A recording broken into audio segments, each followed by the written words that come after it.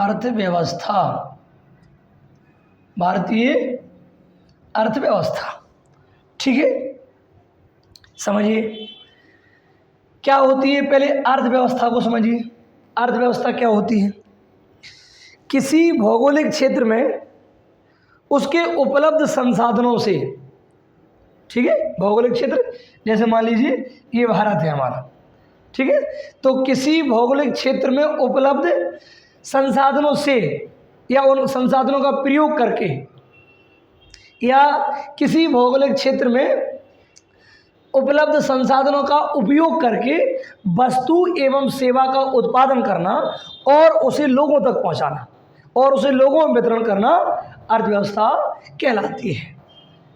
समझिए, जैसे ये हमारे संसाधन हैं, तो इन संसाधनों का उपयोग करके वस्तु एवं सेवाएं, यानी वस्तु और सेवा का उत्पादन करना और इनको लोगों तक पहुंचाना, यानी वस्तु एवं सेवाओं का वितरण करना, वस्तु एवं सेवाओं का वितरण करना अर्थव्यवस्था कहलाती है। ठीक है, चलिए, ये मुख्यतः दो प्रकार की होती है, मतलब इसकी दो शाखाएं होती हैं। एक होती है माइक्रो इकोनॉमिक्स यानी व्यष्टि, एक होता है मैक्रो इकोनॉमिक्स यानी समष्टि।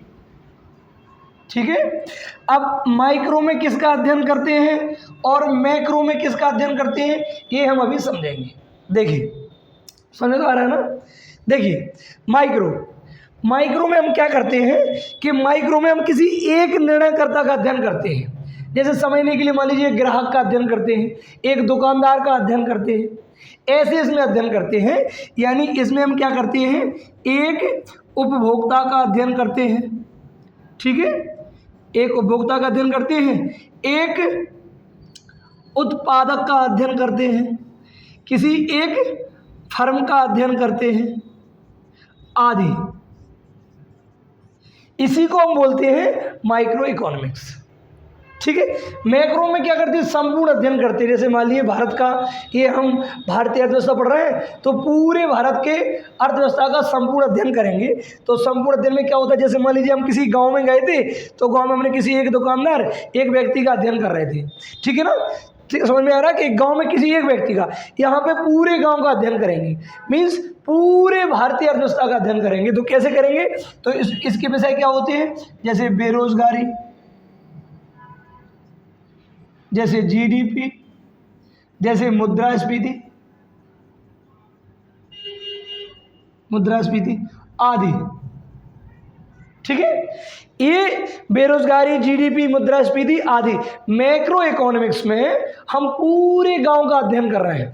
इसमें हम क्या हुआ, एक गांव में गए थे, समझने के लिए बोल रहा हूँ, गांव से तात्पर्य भारत से है, गांव से तात्पर्य कैसे, भारत से, समझाने के लिए बोल रहा हूँ। जैसे यहाँ पे क्या कहते हैं, हम एक व्यक्ति यानी एक दुकानदार, एक ग्राहक का अध्ययन कर रहे थे, यानी एक उपभोक्ता, एक उत्पादक, एक फर्म आदि, इनका अध्ययन कर रहे थे। इसमें हम पूरे गांव का अध्ययन कर रहे हैं, यानी पूरे भारत का अध्ययन कर रहे हैं। तो क्या करेंगे, बेरोजगारी का अध्ययन करेंगे, इसमें जीडीपी आएगी, इसमें और मुद्रास्फीति इसमें आएगी, ये सारी चीज़ें इसमें आएंगी।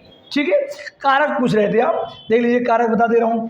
अर्थव्यवस्था के कारक क्या क्या होते हैं, देख लीजिए, कारक क्या क्या होते हैं। कारक में भूमि, कोई काम करते हैं आप, तो काम करने के लिए सबसे पहले आपको भूमि चाहिए। भूमि पे काम करने के लिए आपको श्रम यानी मजदूर चाहिए। ठीक है, क्या चाहिए, मजदूर चाहिए। ओके, मजदूर जहाँ काम करेगा वहाँ के लिए एक मशीन चाहिए। क्या चाहिए, मशीन चाहिए। और जो पैसा खर्च करेगा, उद्यमी, यानी एक आपको क्या चाहिए, उद्यमी चाहिए। ये क्या होते हैं, ये होते हैं कारक, फैक्टर्स, कारक। ठीक है, देखिए, आप ये पहली क्लास ले रहे हैं, आप आगे भी देखना, क्रम से लेना। मतलब मैं तो अब इसको चूंकि पढ़ाता ही हूँ, आप समझिए कि मुझसे कई बच्चे आके मिलते हैं और कहते हैं कि सर इकोनॉमिक्स जो है हमको बहुत टफ लगता है। आप यकीन मानिए इकोनॉमी जैसा, भारतीय इकोनॉमी पढ़ रहे हो, हाँ बेटा, इकोनॉमी जैसा सिंपल सब्जेक्ट कोई है नहीं। जब आप 2 4 6 क्लासें और लेंगे, उसके बाद क्लासें लेंगे, ठीक है ना, जब अब अपन लगभग 40 लेक्चर में इसको पूरा कर देंगे। जब आप पूरे लेक्चर आपके ख़त्म हो जाए, फिर आप मेरे पास आना, मैं आपसे पूछूंगा, उस वक्त आपको बताना है कि क्या इकोनॉमिक्स टफ सब्जेक्ट है।